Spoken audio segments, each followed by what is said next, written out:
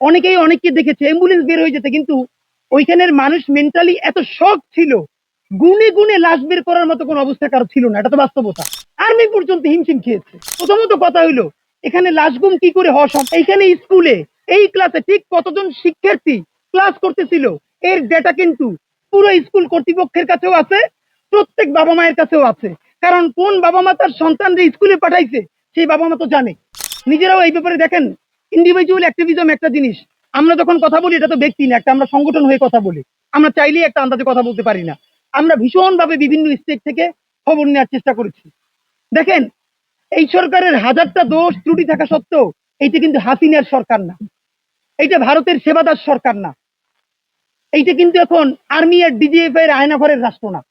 এই রাষ্ট্রটা এখন যেমনি ভাবে হোক জনতার রাষ্ট্র। এই যে সবাই বলছে, দেখেন যেটা হয়েছে ওইখানে কি মেসাকারটা ঘটেছে, অনেকেই অনেককে দেখেছে অ্যাম্বুলেন্স বের হয়ে যেতে, কিন্তু ওইখানের মানুষ মেন্টালি এত শক ছিল, গুনে গুনে লাশ বের করার মতো কোনো অবস্থা কারো ছিল না। এটা তো বাস্তবতা। আর্মি পর্যন্ত হিমশিম খেয়েছে। আর্মির 100টা সমালোচনা আছে, তবুও তো আমরা এই জায়গাটা প্রশংসা করতে চাই যে আর্মি, ইভেন আর্মিদের ট্রেনিং ভালো, তারা পর্যন্ত ক্লান্ত হয়ে দেখছে মাঠে শুয়ে পড়েছে আর পারতেছে না।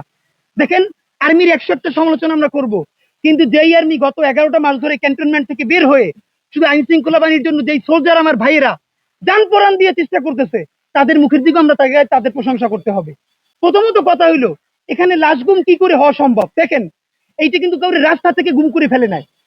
এইখানে স্কুলে এই ক্লাসে ঠিক কতজন শিক্ষার্থী ক্লাস করতেছিল এর ডেটা কিন্তু পুরো স্কুল কর্তৃপক্ষের কাছেও আছে, প্রত্যেক বাবা মায়ের কাছেও আছে। কারণ কোন বাবা মা তার সন্তানদের স্কুলে পাঠাইছে সেই বাবা মা তো জানে, গার্ডিয়ানরা সামনে অপেক্ষা করতেছে। Number one.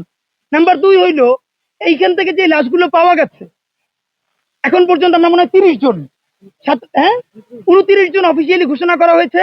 আরো 6টা লাশ ডিএনএ স্যাম্পলিং এর জন্য সিআইডি তে যোগাযোগ করতে রাখা হয়েছে। ভালো করে বোঝা যাচ্ছে না, কিন্তু এই মৃত্যু আমরা জানি। অনেকে বলবে, আমাদের বার্ন ইউনিটের যে ভাই বোনেরা আছে এরা অনেকেই সার্ভাইভ করতে পারবে না, আমরা তাদের জন্য দোয়া করি, ভয়াবহ অবস্থা তাদের। কিন্তু ব্যাপার হলো, এই যে লাশ গুম করা হচ্ছে এই কথাটা যারা বলছেন, একটা পরিবারও কি এসে বলেছে যে আমার সন্তান স্কুলে গেছিল তার লাশটা পাই না?